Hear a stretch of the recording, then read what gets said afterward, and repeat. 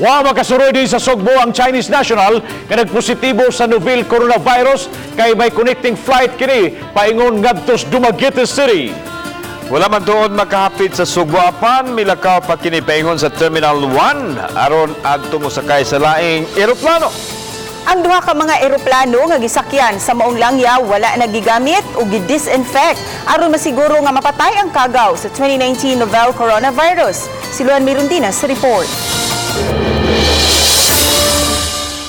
Enero 21 sa 1:30 sa hapon, mitugpa sa Mactan Cebu International Airport ang 5J241 sa Cebu Pacific gikan sa Hong Kong nga mo'y giluwanan sa 38 anyos nga Chinese national kinsa nagpositibo sa novel coronavirus. Mato ni Dr. Maria Joycelyn Lourdes Gonzalez, Airport Supervisor sa Bureau of Quarantine, nga wala makitae og sintomas ang babaeng langyaw dihang miagi kini sa thermal scanner.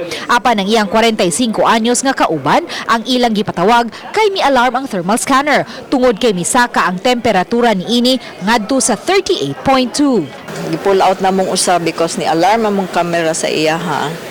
So but I learned it's not the same person nga nagpositive. Kauban na niya ang nagpositive. We send him home kay sa among decision protocol, home quarantine lang siya because there was no colds, there was no cough, and then wala sila masulti. They came from Wuhan. And that's what I heard. They came from Wuhan. But ang sa iyang history, sa iyang kuan, Shenzhen, China. Gikan sa Terminal 2, may diretso ang ilang grupo paingon sa departure area sa Terminal 1 kay may connecting flight kini paingon sa Dumaguete. Nabala kausab sila si Gonzales. Dihang gipahibaw sila kagahapon sa kadagkuan sa DOH nga miagi sa Sugbo ang unang konpermadong kaso sa novel coronavirus sa nasod. Napo ka mga kawani sa Bureau of Quarantine ang duty ni adtong higayuna. We just make our body strong, frequent hand washing, personal hygiene, and don't panic. Kaya wala ko magpanic. But syempre, there's, apprehensions nga, or hope, dili may matakdan. Maglisod na pagsubay sila si Gonzales sa mga kawani sa airport nga posibleng nakapaduol o nakahimamat sa langyaw sa wala pa kini mosakay og eroplano paingon sa Dumaguete City. Samtang sa official statement sa Cebu Pacific, ilang gipahibaw nga padayon silang makig-alayon sa Bureau of Quarantine. Gikontak usab nila ang ubang mga pasahero nga nakatapad, naglingkod sa luyo ug atubangan sa langyaw. Luwas ug walay gipamati sa ilang lawas ang mga cabin crew ug pilots.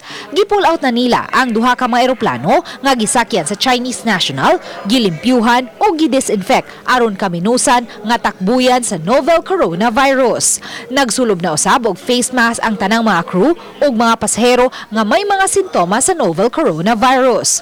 I-isolate usab nila ang mga pasahero nga may sintomas atol sa flight. May gigahin silang mga lingkuranan sa aircraft ug makig-alayon gilayon sila sa mga health authorities.